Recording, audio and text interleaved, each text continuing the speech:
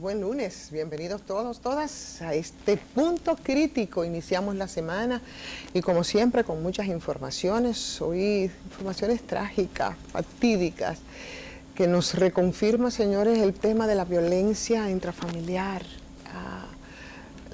Y la violencia toda aquí en nuestro país, con lo que ocurrió, la tragedia de Higüey, que nos consternó a todos y no bien nos supera, vamos asimilando un poco esto que implicó la muerte, el asesinato de 6 personas, cuando ya sabemos de otro intento de un oficial que impactó 40 disparos a su compañera también en la mañana de hoy. Un buen averaje con todo este tema de los feminicidios, que la verdad no es una buena manera de iniciar este lunes. Eso, entre muchísimas informaciones que vamos a analizar, que vamos a ver, y hoy me acompaña Fernando Peña. ¿Cómo está, Fernando?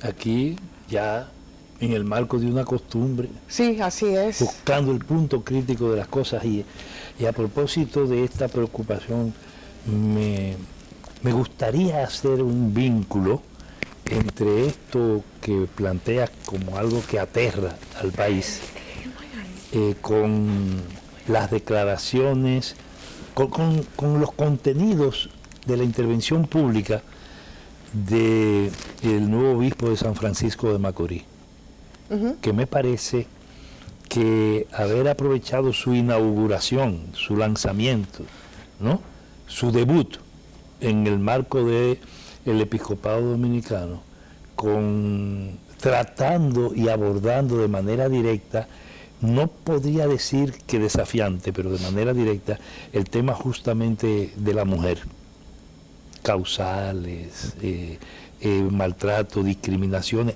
o sea, tocar ese tema desde ese ángulo de la sociedad en este momento, y coincidiendo con lo que acaba de pasar, que es un problema que está asociado indiscutiblemente al tema de la mujer.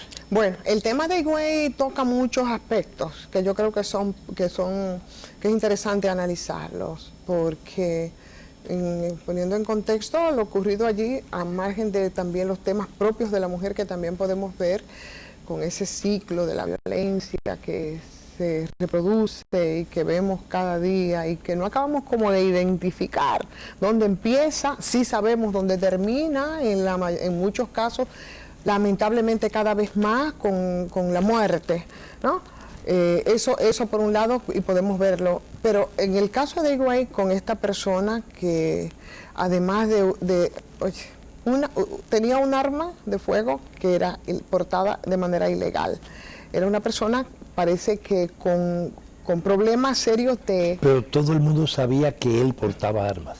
Sí. O sea, él tenía un arma, él portaba un arma ilegal, pero a conciencia de la ciudadanía y de todo el mundo, perfecto, de que él portaba armas. Perfecto. Por tanto, las autoridades lo sabían. Pero está bien, pero aquí el tema es que el señor portaba un arma, y vamos al tema entonces, que es un punto del porte de armas ilegal. Justamente ahora, donde hay toda una campaña y procurando de alguna forma ponerle un stop a la criminalidad, a la delincuencia, violencia en sentido general, que te dice que las cosas no van como por el camino correcto o que tiene que ser más integral.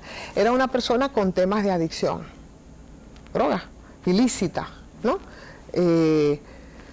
Tenía antecedentes de violencia de género.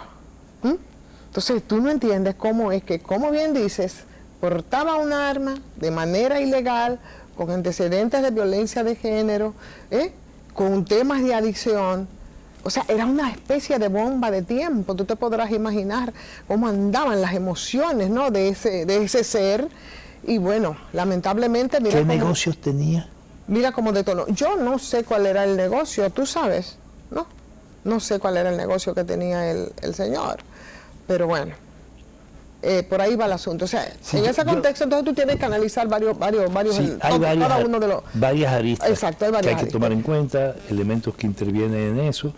De plano, hay un problema del Estado, las cuestiones institucionales que se relacionan con temas de violencia. Por ejemplo, uso de armas, ¿no? el tipo de tratamiento que le damos, que le da la sociedad, que se da desde políticas públicas, a la cuestión de la adicción a drogas fuertes, para decirlo de alguna manera, ¿no? Como dicen algunos, ¿no? A drogas narcóticas. Sí, no legales, pero igual, ¿no? Sí. Entonces tenemos armas, drogas no por el negocio en este caso, sino por el problema del consumo, de la adicción y lo que eso presupone, ¿no? Lo que eso condiciona. Claro. Está el problema de la violencia de género anticipada, o sea, que existía, que se había producido antes, Así. de la que había constancia y había, bueno. Y había denuncias Pero incluso. no. La separación Claro. de la pareja está asociada justamente a violencia. Correcto. Que era más o menos, hacía como un mes, según cuentan las crónicas hoy periodísticas, ¿no? En eso nos sustentamos, más o menos un mes había de separación precisamente por esto. Bien. Entonces, si vemos el conjunto de factores que intervienen en eso, todos son factores que están asociados a un problema de violencia. Claro. En el marco de una realidad social, de una vivencia familiar en sentido amplio que obliga a que esta sociedad y sus instituciones y sobre todo los hacedores y los responsables de políticas públicas en ese plano se sienten a ver y a examinar cómo actuar y cómo intervenir procesos en ese sentido. A mí me parece que esta sociedad está en un momento muy especial a ese nivel, porque además es en el contexto de una realidad general que también aconseja cosas y desaconseja otras. Se necesita una intervención en esta sociedad con el impacto que ha tenido, por ejemplo, el tema de la pandemia, con las condiciones materiales de existencia, con los problemas sociales que nosotros arrastramos y que tenemos, y que encima de todo esto entonces se generen contextos que se vuelvan inmanejables de violencia. Es difícil. Sí, yo creo que no se puede analizar efectivamente sin manejar todo el contexto, sí, porque involucra, como decimos, muchas aristas, muchos elementos. Escuchaba, y te lo digo porque escuchaba desde temprano de la mañana, porque la verdad el tema ha sido un consternador. No todos los días una persona con desequilibrios emocionales y mentales en ese momento, por las razones que fuera, oye, mata a 6 personas y te hiere 9 personas y empieza y dispara de manera indiscriminada en un estado de locura.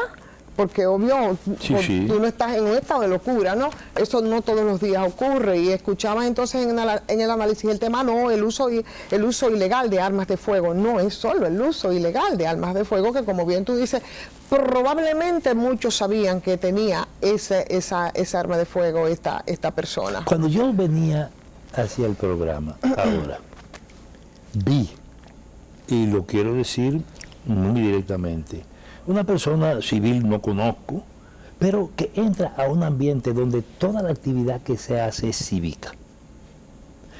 Incluso iba a una actividad académica. Me reservo incluso el espacio donde se produjo, pero yo lo presencié.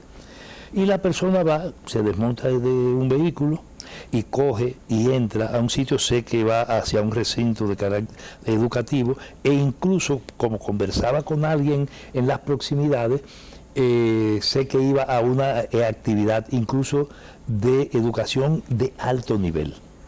Y esa persona iba con una pistola al cinto, fuera, exhibiéndola y caminando pura y simplemente, y no era formalmente un militar. Exhibiendo su poder. Exhibiendo el arma. ¿Por qué ese tipo de cosas hay que hacerlas? Incluso en espacios y en lugares de concentración de gente que lo único que hace es estar en actividades absolutamente cívicas, donde incluso la obligación para controles, etcétera, es absolutamente civil. ¿Cómo es posible que ese tipo de cosas se produzca y se dé en una vida ciudadana que tiene que tener otras características y en un país que nos para decirlo como lo dice la gente, que nos hartamos de decir, está en el marco de una vida totalmente en paz. Fernando, mira, y yo creo que eso que ha ocurrido en Higüey nos sirve para el análisis en dos direcciones, que yo creo que pudiéramos perfectamente hoy aprovechar. Además de que me gustaría... Pero lo vas a relacionar con el militar, con el hecho del militar. Lo voy a relacionar más bien con las medidas que estaría tomando este gobierno desde la preocupación, ¿no?, por el tema de la criminalidad y de la delincuencia, que a mí me parece que han estado haciendo mucho énfasis con la cuestión esta de, por un lado, el tema de la reforma o transformación policial, habrá que ver. ¿Y en qué está eso? Eso está en el marco del silencio más absoluto. Y por el otro, bueno, la semana pasada ya la comisión entregó de manera preliminar adelantó algunos elementos, ¿no? Y por el otro lado, las iniciativas que se estarían tomando desde, por ejemplo, el Ministerio de Interior y Policía. Entonces yo siento que esto, igual que el tema visto así de la tragedia de Higüey, tiene que verse de manera más amplia. Pero el asunto de la criminalidad y la delincuencia. ¿Cómo nosotros vamos a lidiar con todo eso?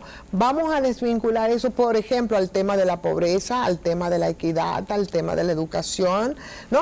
O sea, es más amplio el espectro, ¿no?, en el tratamiento. Es la pregunta que te quiero hacer. Tema.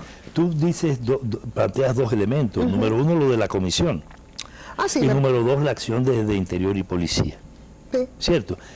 Ambas cosas. Después de haber hablado de... hablé de la transformación de la policía como parte de todo esto y me preguntabas de la comisión y te dije que justamente la semana pasada de manera preliminar entregaban ellos... Pero esa comisión tiene características especiales por el momento en que se creó la comisión y a propósito de qué, porque todo el país recuerda a propósito de qué situación. A propósito de la tragedia también, una tragedia consternadora de Villa Altagracia, de la pareja de pastores. ¿Dónde se produjo? Claro. No en manos de un simple civil, empresario o no empresario, 6 muertes, sino donde se produjo precisamente un asesinato brutal. Desde la institución. Desde miembros de la institución. Claro. Entonces, fíjate, uno fue en Villa Altagracia y el otro fue en el Ceibo. No fue no fue, por ejemplo, en el centro principal urbano del país, que es la capital de la República. Pero aparece la comisión. Hay una práctica de interior que tiene que ver con armas, con controles de armas, con etcétera, ¿no? ¿Y la ciudadanía? ¿Está participando en ese proceso? ¿Hay involucramiento ciudadano en un proceso? El problema de la violencia aquí no es simplemente un problema de gobierno o de aparato policial o de represión. Exacto. Es un problema también de una tradición, de una cultura, de una ciudadanía. ¿Cuál es la participación de la ciudadanía en este proceso? ¿Se puede aquí reformar, conseguir reformas profundas sin que el actor fundamental del país, que es la ciudadanía, participe? ¿Cómo podría participar entonces la ciudadanía en este caso? Porque aquí lo que se ha hecho se ha nombrado una comisión que está haciendo recomendaciones a esa misma institución, a la institución que desde siempre, de manera muy errónea, yo pienso, desde mi punto de vista humilde, ellos han intentado, que yo no sé, es reformarse a sí misma, lo que es imposible. Entonces se supone que es un paso de avance el hecho de que grupos, expertos o no, o con algunas conexiones, bueno, puedan entonces hacer esas recomendaciones. Lo primero es que no es la primera comisión. No es el primer caso, el primer momento y la primera iniciativa. Aquí, ¿cuántas comisiones se crearon para la bendita policía? ¿Cuántas se han creado? ¿Cuántos momentos graves a partir de que esta sociedad es sacudida por hechos tan brutales como el de Villa Altagracia y ahora como el de Higüey? No, y todos los días tú encuentras hechos terribles. Y la mayoría de los hechos que implican el involucramiento de la Policía Nacional y de gente de la Policía Nacional en hechos delictivos y en práctica absolutamente rechazables, no salen en los medios de comunicación. O sea que hay una cantidad impresionante de situaciones en las que estos hechos se producen, se vuelven a testimoniar, que no salen en medios de comunicación. En conclusión, es el tema de la criminalidad y la delincuencia, desde la preocupación, que tiene muchos factores, que tiene muchas implicaciones, y por tanto la respuesta también tiene que ser así mismo, multisectorial. Y desde la ciudadanía. Que parte también de eso, por eso cuando estamos hablando de multiplicidad de sectores, entonces incluye también a esa ciudadanía, porque de qué se trata, de cuál delincuencia es la que hablamos, de la delincuencia común, de la delincuencia de la calle, o hablamos de toda la delincuencia, incluso la institucional. Vamos a la pausa, Fernando. Y la dique de cuello blanco. Exacto, vamos a la pausa y ahí cómo lo manejamos, porque la verdad que yo creo que podemos entrar a un tema bastante interesante. Sí. Estamos esperando. Regresamos.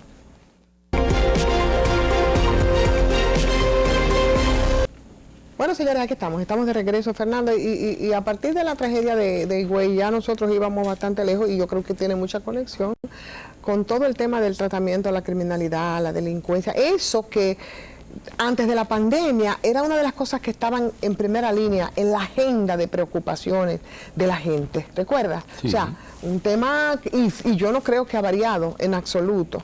Y se han tomado algunas iniciativas, como por ejemplo esto de la transformación policial, a partir de hechos también muy trágicos al que recordabas, esa referencia que fue... ¿Qué pedía la gente cuando se produjo la tragedia de Villa Altagracia? Cuando buscas los medios, las expresiones del ciudadano común y la ciudadana común, la gente decía, no, esa policía definitivamente hay que cerrarla. Y pensar en una nueva policía, pero no una nueva policía sobre la base de los escombros de la vieja. Esa es definitivamente, en mi valoración y la de probablemente millones de dominicanas y dominicanos. Y esa policía no tiene remiendo. Pero yo no quiero que nos quedemos solamente en el tema de la policía, Fernando, sino en los diferentes elementos que tienen que confluir para tratar el tema de la delincuencia y la criminalidad. Quiero plantear. Sin embargo, a un hecho de violencia que no solo tiene que ver con la institución, sino con un estado general del tema del delito y de la violencia en el país. Exacto. Y de la política pública respecto de estos temas. Correcto. Lo cogieron por el lado suave. Crearon una comisión para hablar de reforma de la policía como si eso fuese la panacea que resolviera todo el problema. Exacto. Entonces, eso es el primer error de la política pública, o desde los hacedores de política pública. El problema no es tratar lo de la policía, es un problema mucho más completo. Lo de la policía es una arista que tiene un relieve y un valor especial, y cuyo tratamiento no puede ser repetir lo mismo que se ha hecho, que termina como es de ahora, y no va a pasar nada. Y es muy especial precisamente porque esa institución simplemente se convirtió en parte del problema y formó fila entonces de esa hilera, de ese grupo de delincuentes aquí en el país, en vez de hacer todo lo contrario. Entonces, por eso es mucho más la preocupación de la policía, no es porque ni siquiera manejara o fuera indiferente, no. Es porque se convirtió en parte del problema. Maneja el triángulo que se da entre la muerte de dos pastores, ¿no? O de una pareja de evangélicos en Villa Altagracia. El asesinato múltiple de un enajenado ex o adicto, consumidor de drogas narcóticas, portador de arma ilegal, que en el marco de un problema familiar resuelve el problema intentando la muerte o disponiendo la muerte de su pareja o de su expareja, porque en ese momento ya no era su pareja, aunque fuera reciente la separación, y sale a matar gente como para acabar con la vida de todo el mundo, y termina abatido a balazos también por la policía. Y otro que decidió meterle 40 tiros, decenas de tiros, un oficial de la policía, me parece. Sí, a su mujer. Vinculemos estas cosas.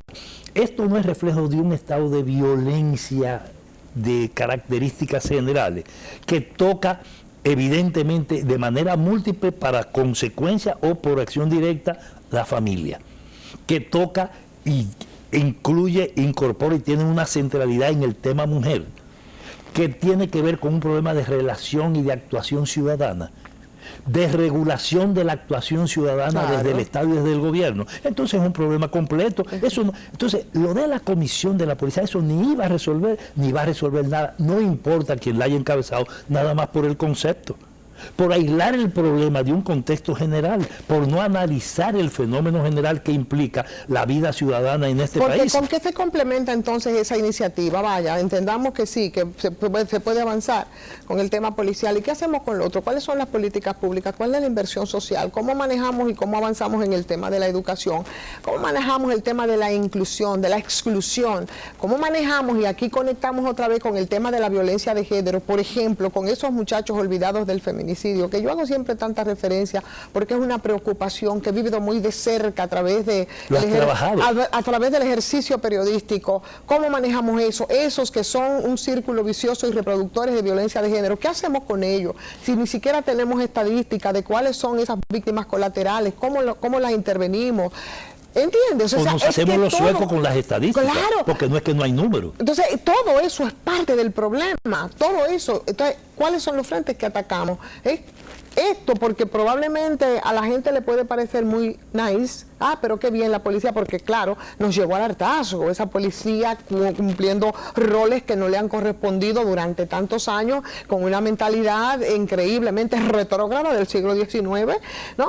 Y de tiempos de la dictadura, a estas alturas, eso cae bien en términos de la gente. Y voy a aportar, o a plantear un elemento, para que nosotros lo pensemos, para que hombres y mujeres se detengan a pensarlo, para que las academias y quienes hacen políticas públicas lo examinen.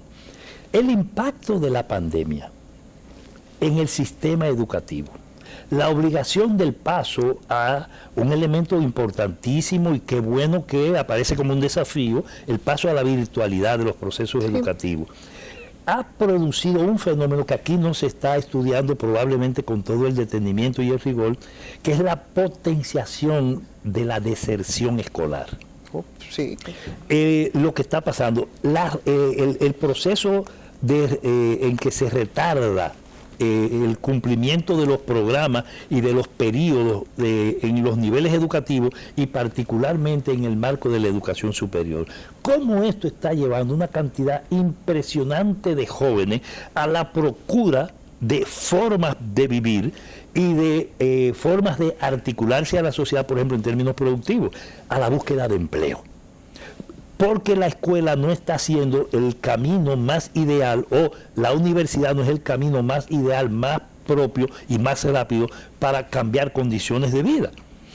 En el marco actual, la forma en que la pandemia impacta, si aumenta el proceso de deserción escolar o el término de las carreras y de los periodos, por tanto, reduce la cantidad de productos académicos elaborados para otras condiciones de vida. Bueno, pero se ha medido la estadística. ¿Cómo eso se maneja en función, por ejemplo, de la delincuencia? Las universidades, sobre todo las universidades públicas, y es un término que se usa sociológicamente, han terminado siendo una especie de estacionamientos sociales, que si se cierran o si reducen su impacto en la vida de la ciudadanía y en la vida de los países, conduce a procesos de potenciación de los niveles de criminalidad, con la particularidad de que son entonces criminalidades y espacios de la criminalidad con actores mucho más instruidos que lo que se producía en periodos anteriores, bachilleres, medios profesionales de reciente graduación, etcétera. Sí, esto hay que examinarlo. Entonces no es posible que sigamos teniendo tanto retraso y tanta falta de atención a problemas tan graves como el problema de la violencia en esta sociedad, que tiene que ser abordado desde las políticas públicas con prontitud, hasta que se expresen entonces nuevos niveles de potenciación de esos efectos en el delito y en la criminalidad,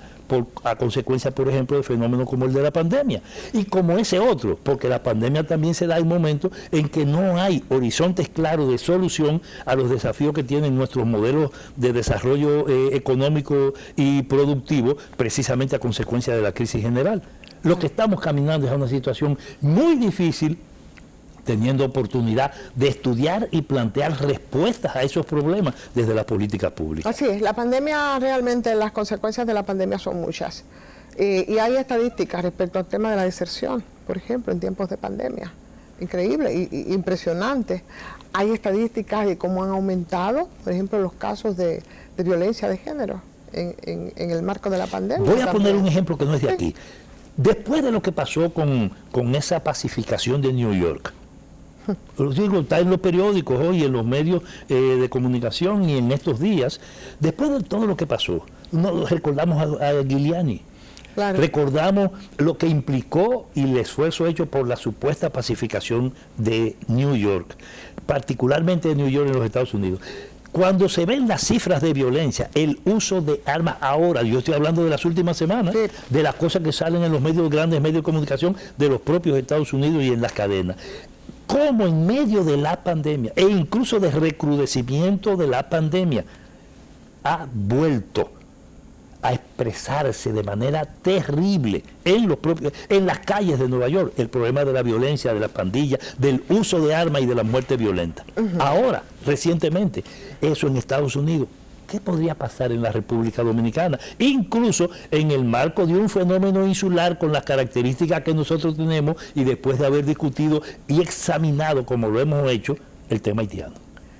Así es. Así es. Entonces aquí estamos frente a la necesidad de tratar con seriedad, con responsabilidad y con urgencia el problema de la política pública en este plano y ver el problema de la violencia en la vida ciudadana en forma diferente a como se ha estado viendo. Y atenderlo no como problemas inconexos. Coyunturales, además, o coyunturales, sí, ¿no? Eso es lo que yo siento y ese fue el punto de partida para esta discusión. Lo de la policía se vio coyunturalmente, claro, Villa Altagracia, una comisión. Ajá. Claro, y la gente como en medio de esa actitud, yo digo a veces ya no contemplativa, pero que quiere, dice, bueno, pero por algún lado debemos comenzar, tú sabes, con ese nivel de conformismo y hasta de aceptación de esto, como con una preocupación que no va mucho más allá de la coyuntura, que es aprovechada, por supuesto, por quienes sí saben que la respuesta debe ser en más de una vía, y la gente se te queda en eso, bueno, pero por algún lado debemos de comenzar, bueno, pero... Y yo creo que no se trata de eso, si hay una decisión real y sincera. Desde el gobierno, desde Estado, claro, desde políticas públicas. Claro, mira, sí. Ojalá y nosotros no tengamos que llegar a un momento, como dice la tradición, ¿no? Donde no haya ya cabeza para colocar los sombreros. Sí. Pues sí, hay que tratar de evitar eso. Y lo digo porque los procesos de hartazgo de las sociedades, de los grupos poblacionales, tienen límites. Es verdad que parece ser como que la gente casi se acostumbra a que ese tipo de cosas esa capacidad de tolerancia que por cierto es muy utilizada y hasta abusada de esos sectores que están llamados a resolver el problema, y aquí esa capacidad se exhibió por mucho tiempo, pero eso puede ser muy peligroso. Muy peligroso, ahí es que voy. Y creo incluso que ese proceso de hartazgo contenido, que se expresa y que es manejado sobre todo por algunos opinadores, para no decir analistas, ¿no? De cosas, opinantes, ¿sí? Que lo toman casi por la libre, sí, como si ese proceso de hartazgo termina reduciendo la actitud de la población y de la ciudadanía a una especie de conformidad, de aceptación, que casi, entre comillas, bien puestas, naturaliza, convierte en normal ese fenómeno. No. Y te lo dicen, es sistémico. Además, porque además te lo justifican. No, porque bueno. ¿Tú sabes a dónde conduce eso? Eso conduce, y voy a ser directo en eso, en mi parecer, y hay expresiones en América Latina reciente, eso conduce a procesos de expresión, de crisis incluso no de gobernanza, de gobernabilidad. Claro. Eso plantea situaciones como las que han vivido, por ejemplo, países como Colombia, Chile. Como lo vivió Chile. Panacea. Así es. Sobre todo de Chile para Colombia. Pero no solo eso, lo está viviendo Perú actualmente. No, actualmente, pero ubícate antes de la pandemia, ubícate en el 2019, lo que estaba ocurriendo, precisamente comenzando por ahí, por Chile, pasando incluso por Estados Unidos con todo el tema de Floyd y todas esas expresiones de la gente en la calle, que no me vengan, como decíamos el otro día, que era porque entonces el tema de los afroamericanos y las minorías, que incluye mujeres, latinos, no, eso es parte de la cotidianidad. Esa expresión de la gente, incluso en plena pandemia, por esa situación que se ve mucho allá, es más que eso. Entonces, ese hartazgo, ¿trasladado acá? Fernando, y esas expresiones trasladadas acá y trasladadas a muchos otros lugares, pasando por Ecuador. Y yo insisto, trasládalo acá en el contexto insular. No voy a dejar de insistir en la necesidad que el análisis de la problemática dominicana en este plano hay que verlo siempre con una arista, con un componente, con una perspectiva, con una visión insular. Porque además, yo no sé... Pero no porque aquí hay un millón de haitianos. Yo lo siento, y tú sabes que, no sé si estoy equivocada, pero también en la insularidad y República Dominicana, por la necesidad probablemente, desde esa crisis que también involucra a la potencia, al gran desarrollo, ¿no? La necesidad incluso de esos enclaves diferentes aquí en la región, no solamente económicos, sino también por otras situaciones. No, en el marco de una realidad de país y de sentido y de carácter insular, en una región complicada de por sí. Y si no, veamos efectivamente la propia situación cubana, que es otro tema. Y que vamos a pasar a verlo. Porque, Fernando, ¿qué pasó entonces? ¿Qué pasó con Estados Unidos después que ya no tenía la mano a Vieques? ¿Qué pasó con Estados Unidos? Nada más así un poco elucubrando, cuando ya no tenía control de Guantánamo, por ejemplo, ¿no? En términos de la región, ¿qué pasó? Ahí hubo preocupaciones. Nada más hay que examinar a Puerto Rico. Exactamente. Entonces, y el reiterado fracaso de sus intentos de subvertir a Cuba, que son las dos alas del mismo pájaro, como dijo el insigne Nicolás Guillén, el poeta Guillén, sí. Pero efectivamente, entonces eso como enclave, que eso significa, mira, el caso cubano, la verdad, no vamos a despedir este programa hoy sin que nosotros hagamos una lectura, porque hay muchos que hoy se regodean a partir de lo que decía ese hombre artista que por tantos años cantó a ese proceso de la revolución. Después de Vieques, ¿cuántas crisis de carácter político institucional y de incorporación de masas puertorriqueñas a las calles a reclamar y a plantear cosas se han producido en esa neocolonia de los Estados Unidos? ¿Y cuál ha sido la respuesta de Estados Unidos? Ahí está Puerto Rico sumida en una crisis financiera terrible, que va mucho más allá, porque hay quienes prefieren quedarse en esos eventos naturales, como fue María, el ciclón, el huracán, tal cual. No, desde antes se arrastra, y eso fue un poco la respuesta precisamente a lo que tú estás planteando. Vamos a la pausa, sí, venimos. Quiero saber qué va a pasar con Cuba. Bueno, aquí estamos, Fernando. Estábamos aquí justamente en la región del Caribe, el caso Cuba. Viste las declaraciones de Pablo Milanés. Eso tiene mucho peso y ha servido mucho de caldo de cultivo para gente no afectas al proceso cubano. Recientemente hubo una de Silvio Rodríguez. Ajá. No tengo conocimiento de la de Silvio. En un sentido absolutamente diferente. Diferente, en contrario. Sí, totalmente. O sea, diferente, aunque Pablo se cuida, pero lo que dice se coloca al servicio de por supuesto, la lógica de los Estados Unidos. Yo en lo personal no caigo en lo que yo llamo el gancho que nos propone ese tipo de discusión. Si yo me pongo a discutir si Pablo dijo o no dijo, Pablo es un ciudadano como muchísimos otros, ¿verdad? Claro. Por eso de inmediato puse lo de Silvio Rodríguez. Dirá, sí, pero no es cualquier cosa, es verdad, las individualidades tienen un papel y un rol en la historia. Y Pablo lo ha tenido, y lo tiene y lo seguirá teniendo. Y no solo él, sino probablemente su entorno. Pero lo primero es, ¿cuántos años tiene Pablo en España? Es porque desde España que él habla, o ha hablado en esta oportunidad también. No es la primera vez. Pablo lo había hecho, esto se necesitaba para tratar de recuperar la fuerza con que quiso lanzarse desde el principio la primera gran ofensiva imperial después de la muerte de Fidel contra Cuba. Pero para que la coyuntura también, justamente. Ahora. Sí, por eso lo digo. Fíjate que Cuba arranca una ofensiva contra ella en un momento en que los Estados Unidos necesitan quitarse la culpa y la responsabilidad del problema haitiano y de la muerte de Jovenel Moïse. Y hay que ser directo en eso para que la gente sencilla del pueblo de este país que nos escucha lo conozca. O sea, los Estados Unidos reabren el capítulo cubano en el momento en que se produce todo el tema de la de la mayor complejidad de la crisis y el magnicidio en Haití, que es de factura de responsabilidad, de interés y de beneficio único para los Estados Unidos. Y si ustedes quieren hacer un planteamiento simple para no meternos muy a lo profundo, nada más ustedes tienen que decir, pero ven acá, ¿cómo es posible que en el contexto de que se han estado planteando las cosas en Haití, por ejemplo, con el mercenarismo, con el tema de las pandillas, con el tema de los enfrentamientos incluso en el propio partido, de grupos empresariales, que Estados Unidos, que siempre ha estado ahí presente, pero vamos, nos quedamos en el grupo de los mercenarios?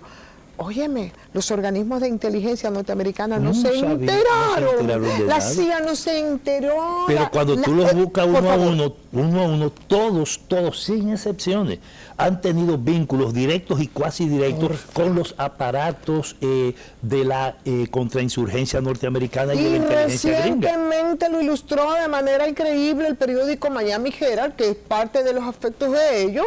Entonces, por favor, sobre la presencia de ellos y la incidencia, ahí incito en Haití. Sin embargo, te han construido creo que 13 o 14 escenarios y versiones distintas del magnicidio para tratar de generar una discusión en la que casi en todos los casos, o en todos los casos, quede excluida la responsabilidad norteamericana.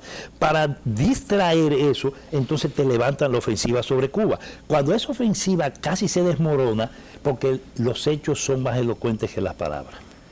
¿Qué sacan? El fenómeno, el aprovechamiento de estas declaraciones inducidas, presionadas, facilitadas, aprovechadas por los Estados Unidos contra Cuba.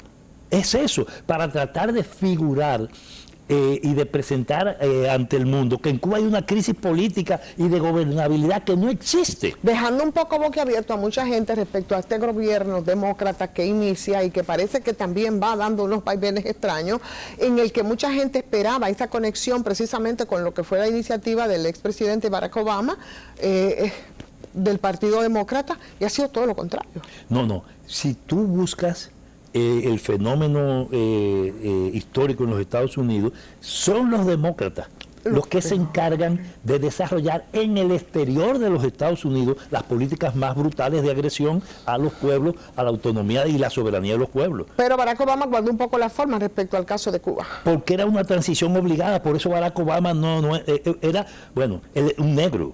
Claro. No olvidemos eso. Inmigrante. Es un hijo, resultado, producto de la inmigración. Por eso era un negro, ¿no? Así es. Entonces, sin embargo, como dice alguien con quien converso y relaja mucho, un rubio oscuro, ¿no?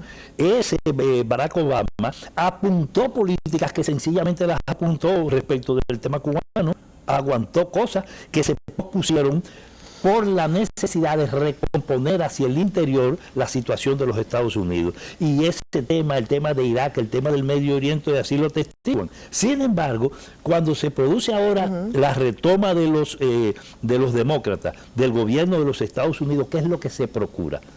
Entre Barack Obama y el actual presidente norteamericano, ¿quién estuvo? Juan Donaldo Trump. Entonces Trump es precisamente un gobierno de carácter republicano, que apuntaló al interior de los Estados Unidos la confirmación de la lógica no solo conservadora, sino neofascista. Entonces, ¿quién viene a poner en práctica el programa neofascista instalado en los Estados Unidos durante el reinado de Trump? Un demócrata. Y por eso entran a Cuba y distrajeron el tema haitiano para sacar la responsabilidad norteamericana con el tema cubano, y ahora meten todo contra Cuba, a pesar de que Cuba está mira, con lo que está pasando con la pandemia y el tipo de tratamiento médico, clínico, científico al tema de la pandemia en el mundo. Cuba tiene 4 vacunas, de las cuales 2 tienen reconocimiento y autorizaciones científicas a escala internacional. ¿Qué eso va a significar cuando Cuba durante un tiempo, una importante fuente de sus propias divisas durante 60 años de bloqueo norteamericano ha sido precisamente la salud en Cuba? El tema de la salud. Claro. El tema de la investigación en biotecnología de los cubanos. Entonces eso hay que atacarlo porque ese es un problema de tipo estructural. Entonces eso es lo que están haciendo los Estados Unidos y tratan de matar dos palomas de un tiro. Atacar la revolución socialista cubana, la revolución de orientación socialista cubana, al tiempo que esconden la responsabilidad en todo el desastre, no solo de Haití, sino el desastre del Caribe, que tiene dos ejemplos clave, uno en Haití y otro en Puerto Rico, como fracaso de los Estados Unidos. De plano también las mismas iniciativas cubanas con el tema de las vacunas y todo el problema también de las farmacéuticas, la competencia, porque eso es otro problema bastante serio, ¿tú entiendes? Entonces ahí está, ¿qué se está hablando? Y tú mencionaste una palabra peligrosa en la República Dominicana ahora, que hablaste del tema de la farmacéutica, claro, que es un tema que en este país, es la tercera vez que lo digo en este programa, va a ponerse de moda, porque no es en el mundo a lo loco en general, sino en todos estos países donde el tema de la farmacéutica está pasando a jugar un importante rol de carácter político por los grupos económicos que se soportan en ese tipo de negocios. Por eso, cuando se empezaba a hablar frente a la renuencia de mucha gente, y ahí vamos a ese otro punto, respecto al tema de las vacunas, hay unas estadísticas interesantes que yo siempre ponía sobre la mesa respecto a las farmacéuticas. Señor, decían, pero ¿por qué tan rápido la vacuna? Bueno, el tema de cómo eso ha afectado a la economía global, pero sobre todo, que es el gran negocio. ¿Y por qué enfermedades como el VIH o la misma diabetes no se ha procurado una vacuna? Ahí entra el negocio. Y hay estadísticas que te hablan de que precisamente si aquí se buscase la vacuna para el VIH, yo creo que me lo he escuchado decir, y el tema de la diabetes, esas farmacéuticas y su negocio bastante extraordinario dejarían de ganarse de aquí al 2050 cerca de 250 mil millones de dólares. Entonces aquí en pequeño... Eso no son 3 pesos. No, eso es mucho hasta en granos de arroz, en todo, no importa. Y aquí de este lado, bueno, hablábamos nosotros de los ministerios paralelos y algunos probablemente tienen que ver y toca esos litorales cuando hablamos del tema de salud. No, sí.